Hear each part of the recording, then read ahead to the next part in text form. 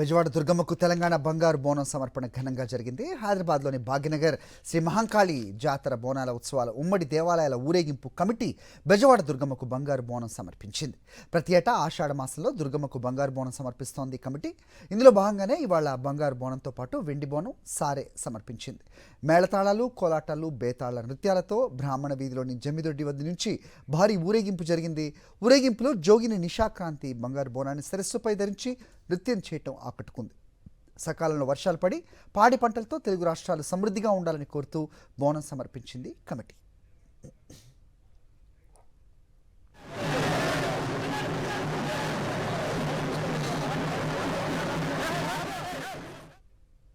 రాష్ట్రాల సంబంధాలని అంటే సోదరభావంతో తెలుగు రాష్ట్రాల ప్రజలు మనం అంతా కలిసిమెలిసి ఉండేవాళ్ళం.